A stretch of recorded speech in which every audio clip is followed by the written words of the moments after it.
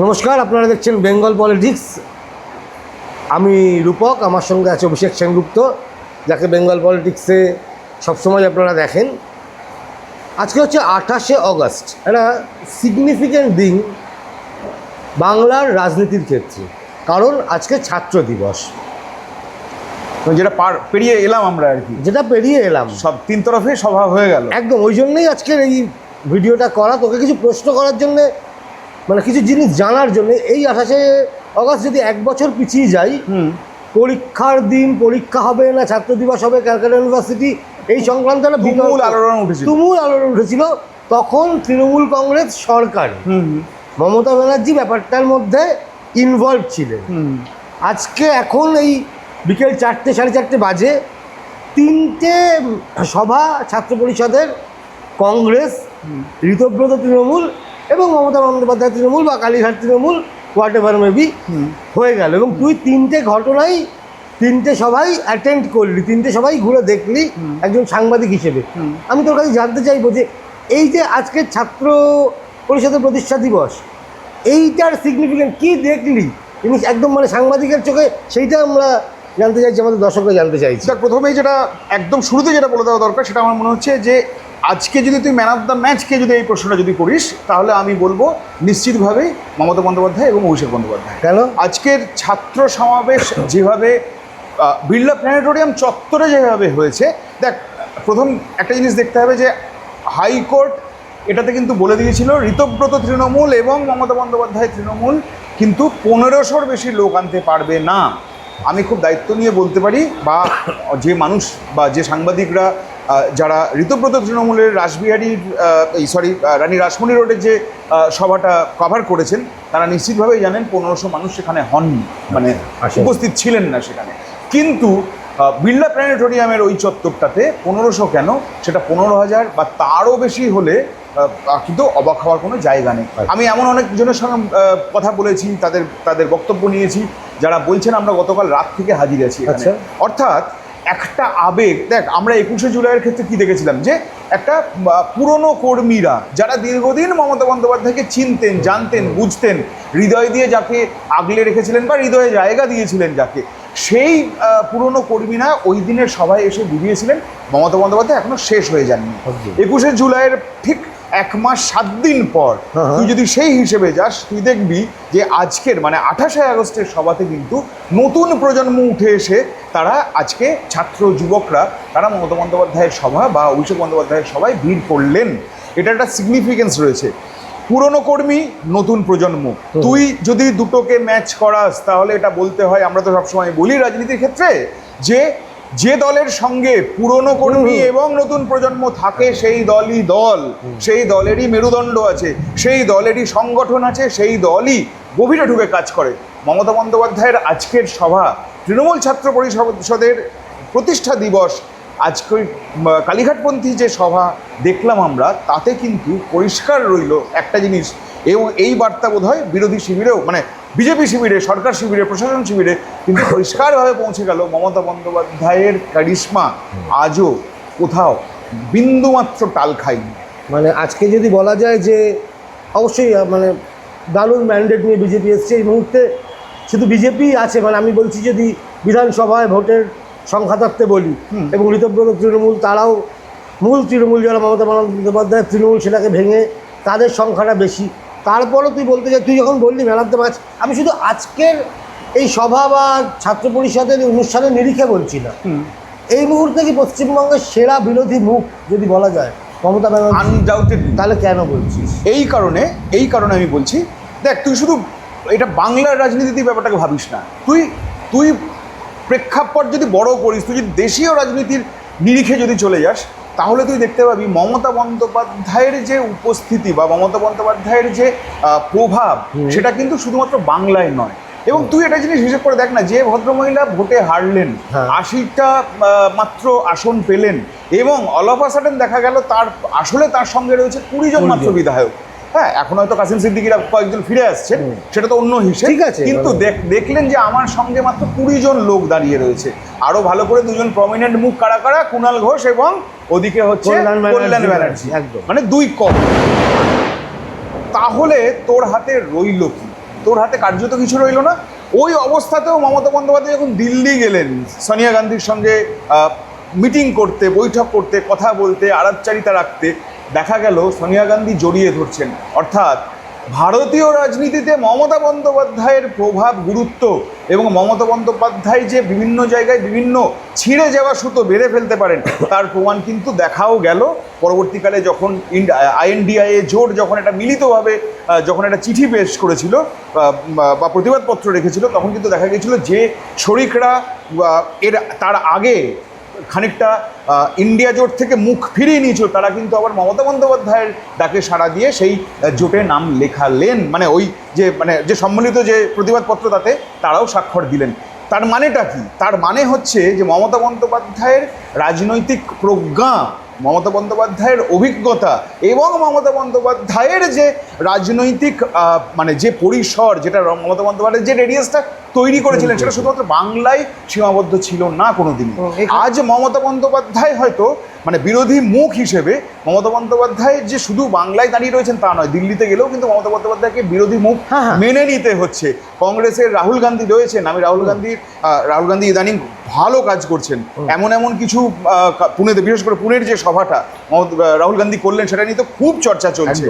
আমি তারপরেও বলছি, রাহুল গান্ধী কিন্তু যদি 29-এ কোথাও সরকারকে প্রবল চাপ যদি দিতে যান, তাহলে মমতা বন্দ্যোপাধ্যায়কে কিন্তু যে একগুচ্ছ নেতা নেত্রীকে তার পাশে দরকার, তাদের মধ্যে প্রথম নামটা কিন্তু মমতা বন্দ্যোপাধ্যায় হতে হবে। তাহলে তুই বুঝতে পারছিস, বাংলায় বিরোধী নেত্রী তো তিনি খুব স্বাভাবিকভাবেই আছেন। হ্যাঁ, কিন্তু আচ্ছা, তুই বলছিস আমি উল্টোটা বলছিস আর কি, যেহেতু উনি অল ইন্ডিয়ারই মুখ, তো ন্যাচারালি বাংলার তো মুখ হবেনি, একেবারেই তাই। এবার আমি একটা জিনিস একদম ডেট ওয়াইজ জিজ্ঞেস করছি।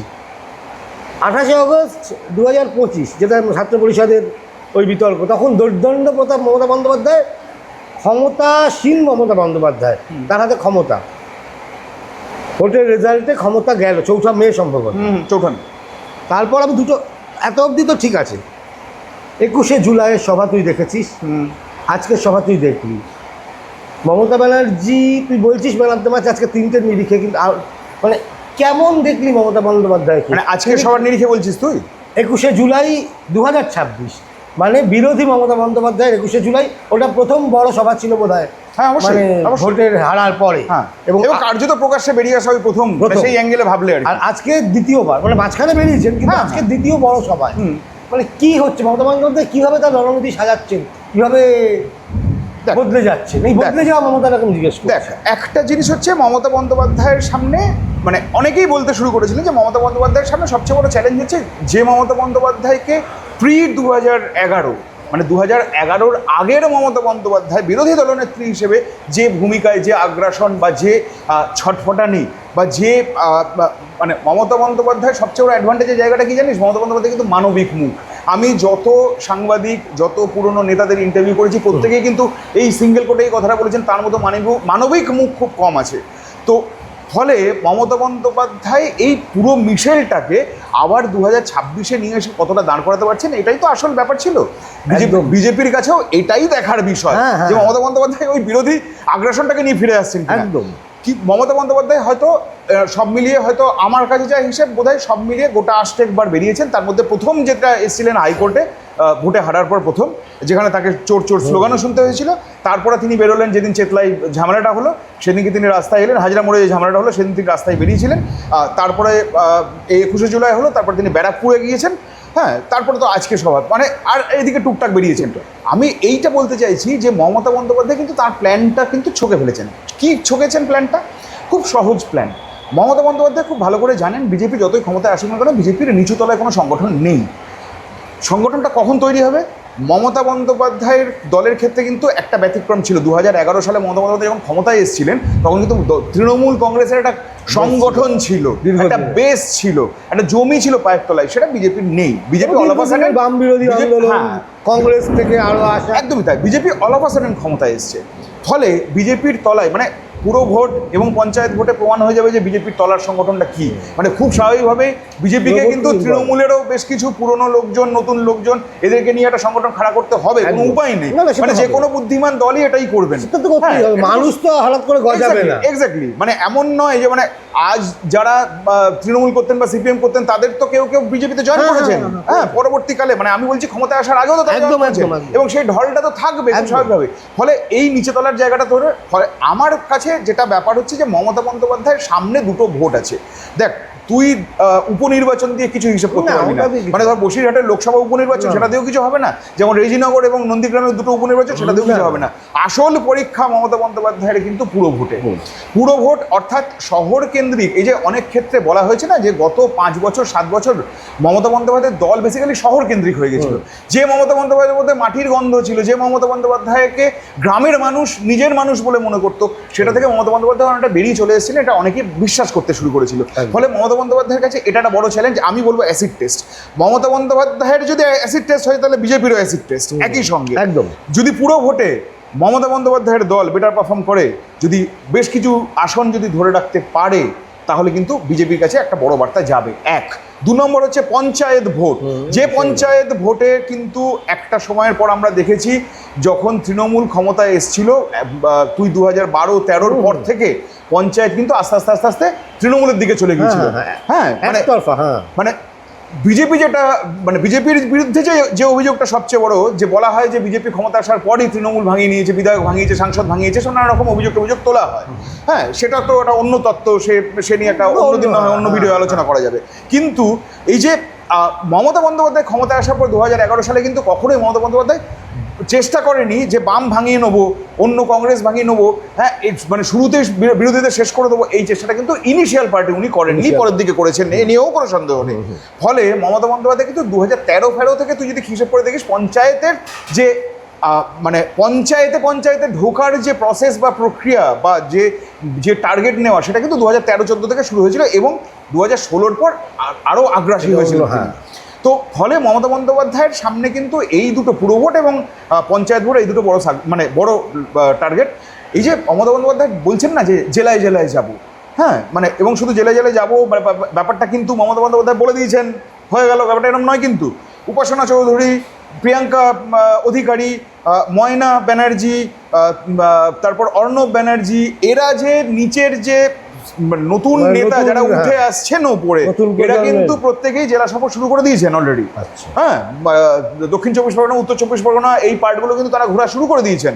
হাওড়া, ওদিকে মুর্শিদাবাদ, এইটার পরেই মুর্শিদাবাদ যাচ্ছেন এরা কয়েকজন। ফলে তার মানেটা কি? তার মানে মমতা বন্দ্যোপাধ্যায় নতুন প্রজন্মকে সামনে এগিয়ে দিচ্ছেন। সেই এগিয়ে দেওয়ার যে মঞ্চ দরকার ছিল, তো সবকিছুর তো শুরুটা হয় যে আজকে আমি ঘোষণা করে দিলাম আমি বেরিয়ে পড়বো, আমার নতুন জেনারেশন বেরিয়ে যাবে।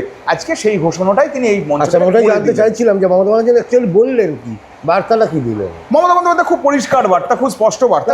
বলছিস স্বাভাবিকভাবেই বিজেপি বিরোধী কথা বলবেন, ঠিক আছে, তো এটা নিয়ে তো আমি তোকে সাংবাদিকের মতো মানে নির্যাসে যেটা তুই বললি বার্তা, হ্যাঁ, এটাই বার্তা যে এখান থেকে, এবং বার্তা শুধু নয়, একটা জিনিস হয়তো একটা যে কোনো বৈঠকের নির্যাস হয়তো ছোট হয়, একটা সমাবেশের নির্যাস অনেক বড় হয়। আজকের এই সমাবেশের নির্যাস, তৃণমূল কংগ্রেসের ছাত্র পরিষদের প্রতিষ্ঠা দিবসের যা নির্যাস আমি বুঝলাম, তাতে মমতা বন্দ্যোপাধ্যায় নতুন প্রজন্মের ওপরেই ভরসা করছেন। মমতা বন্দ্যোপাধ্যায়ের কাছে 20 জন সাংসদ তারা ফিরে এলে কি হবে, ডেফিনেটলি একটা বড় অঙ্ক। ওদিকে 60 জন সাংসদের মধ্যে কাশিম সিদ্দিকির মতন কারা কারা সেই পদ ধরবেন, যদি এই ব্যাপারটা নিয়ে চর্চা করতে যায় তাহলে সেটাও একটা বিরাট অঙ্ক। কিন্তু তার আগে যে অঙ্কটা তিনি সাজিয়ে রেখেছেন, সেটা হচ্ছে নতুন জেনারেশন দিয়ে তিনি বিভিন্ন জায়গায়, বিভিন্ন পকেটে বিভিন্ন নতুন মুখ খাড়া করতে চাইছেন। সেটাই বার্তাটা আজকে পরিষ্কার। একদম ছাত্রদের সমাবেশ একদম আদর্শ একটা মঞ্চ। অবশ্যই মানে আমরা আগেও দেখেছি যে তৃণাঙ্কুর অনেক সময় হয়। রূপক, তুই নিজেও বহুদিন সাংবাদিকতা করছিস, তুই নিজেও জানিস এই বিষয়গুলো, যে ব্যাপারটা এমন নয় যে অনেক সময় বলতে হয় তবে বার্তা দেওয়া যায়, ব্যাপারটা তা না। সে তো বটেই। অনেক সময় উপস্থিতিটাই একটা বার্তা হয়। এই যে তরুণ প্রজন্মের মঞ্চে মমতা বন্দ্যোপাধ্যায়ের উপস্থিতি, ওইটাই বার্তা যে আমার এই জেনারেশন উঠে আসছে, আমি এই জেনারেশনকে দিয়েই আমি বিরোধিতার একটা নতুন মঞ্চ তৈরি করব।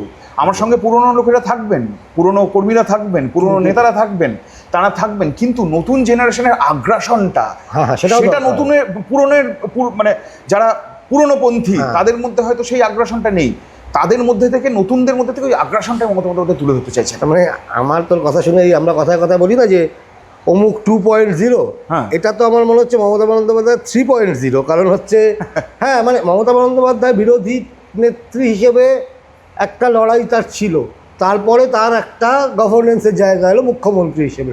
ভালো মন্দ ঠিক ভুল কত নাম্বার সেটা আমরা বিচার করছি না, মানুষ বিচার করছে। এটা আবার একটা কামব্যাকের জায়গা, সেখানে সেটা জয় হার সাকসেস ফেলিওর সে প্রশ্ন উত্তর তো সময় দেবে। কিন্তু আপাতত যা উঠে এলো তোর কথায়, যদি একদম মানে একদম শেষ পর্যায়ে চলে এসেছি আমাদের আলোচনার, যে এই কংগ্রেসের বিষয়টা দেয়, কংগ্রেসের এটা কি হলো, মানে কংগ্রেস আজকে যে সভা করলো তারপর থেকে কংগ্রেসের সিচুয়েশনটা কি দাঁড়াচ্ছে? ওটা রাখবি, আমি ইচ্ছে করি ঋতব্রত রাখবি, কি দরকার নেই ঋতব্রত। আচ্ছা, তো মমতা বন্দ্যোপাধ্যায়ের এই জায়গা থেকে তোকে একদম শেষ দিকে প্রশ্ন করবো। তার আগে একটা জিনিস ভুলে যাওয়ার আগে, যেহেতু আজকে 3টে সভার কথা হচ্ছিল, তো সর্বভারতীয় ক্ষেত্রে কংগ্রেস তো বড় দল, পশ্চিমবাংলায় সিপিএমের থেকে বেশি আসন কংগ্রেসের। আর এখন পশ্চিমবাংলার রাজনীতি কিন্তু শুধুমাত্রই 1 ভার্সেস 1 রাজনীতি নেই, মানে দল ভিত্তিক অনেক দল হয়ে গেছে। আমাদের বল যে ছোটো করেই বল, মমতা ব্যানার্জির কামব্যাকের বলার আগে, যে কংগ্রেসের সমাবেশ থেকে তুই কংগ্রেসের ভবিষ্যৎ কী দেখলি, আর ঋতব্রত তৃণমূল যাকে বলা হচ্ছে বা ভালো তৃণমূল যাই বলা হোক, তাদের ব্যাপারটা কেমন দেখলি? দেখ, এখানে দুটো ব্যাপার বলতে হবে। মমতা বন্দ্যোপাধ্যায় কামব্যাক তত্ত্বের সঙ্গে কিন্তু কংগ্রেসেরও উত্থানের ব্যাপারটা মিশে রয়েছে, এটা নিয়ে কোনো দ্বিমত নেই।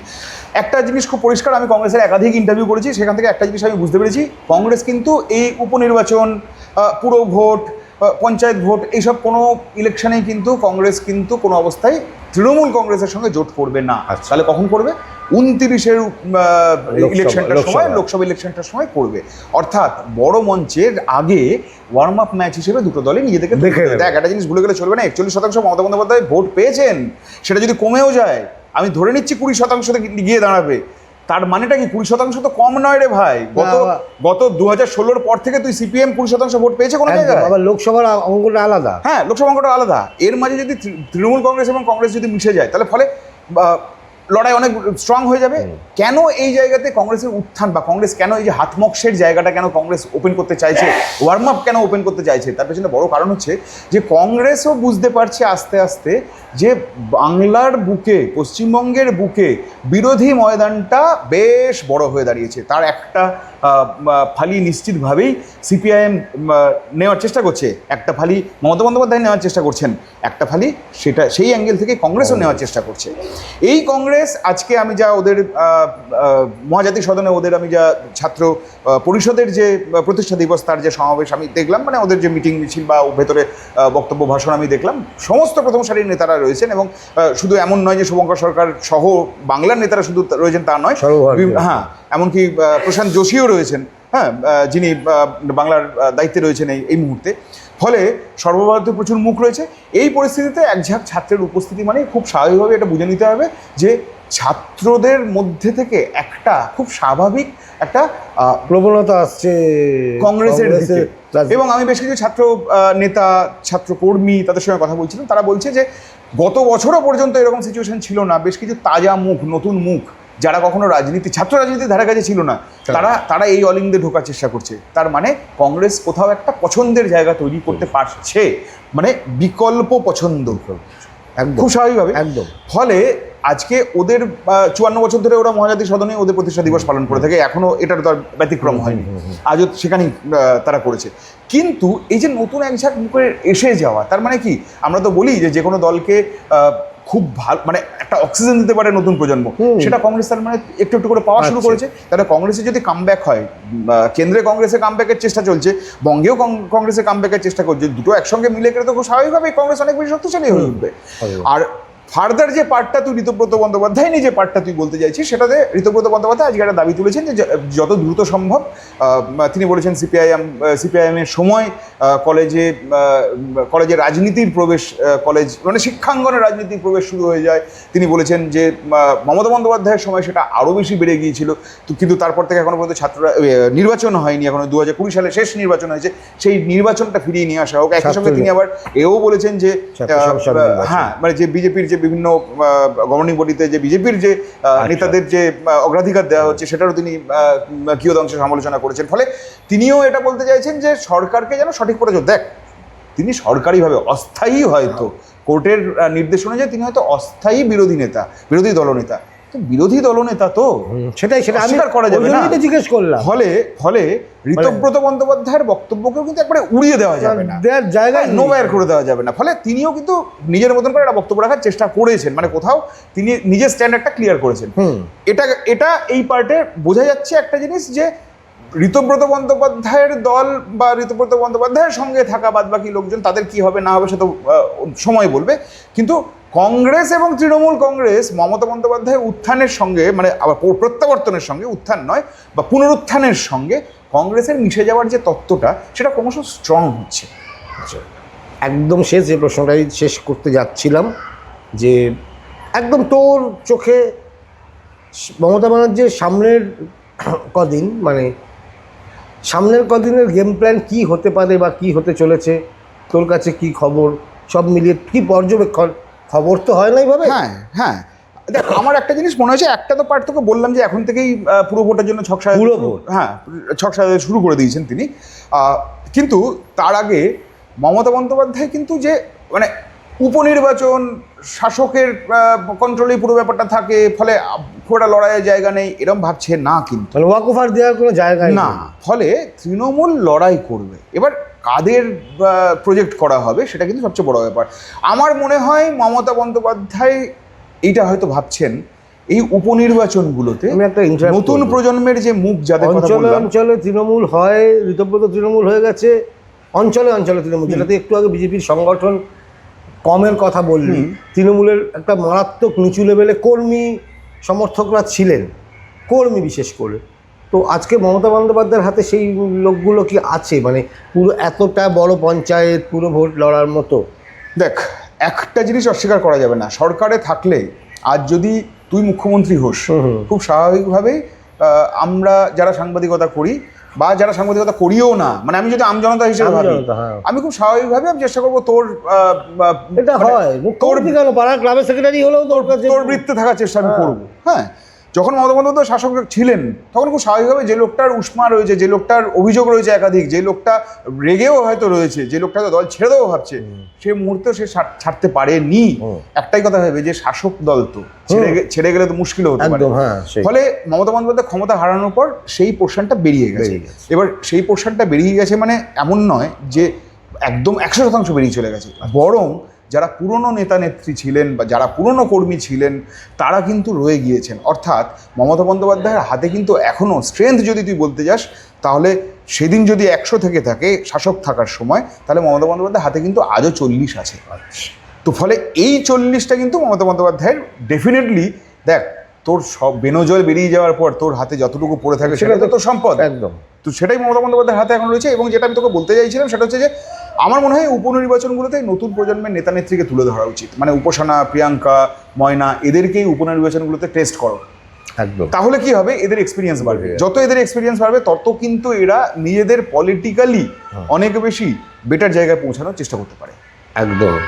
তো আমরা আজকে শুনলাম যে এই ছাত্র পরিষদের প্রতিষ্ঠা দিবস উপলক্ষে যে কংগ্রেস এবং তৃণমূলের দুটো উইংস, দুটো ঋতব্রত তৃণমূল এবং মমতা বন্দ্যোপাধ্যায় তৃণমূলের কি সভা সমাবেশ হলো, এবং মমতা ব্যানার্জি এবং রাজ্যের বিরোধী শিবিরের এই মুহূর্তে ঠিক কী পরিস্থিতিতে তারা দাঁড়িয়ে, এমন অনেক ভিডিও আমি রূপক সঙ্গে অভিষেক বারবারই তুলে আনে, আপনারা দেখেন। তো এরকম আবার অনেক ভিডিও নিয়ে আমরা আসবো। ভালো থাকবেন ততক্ষণ।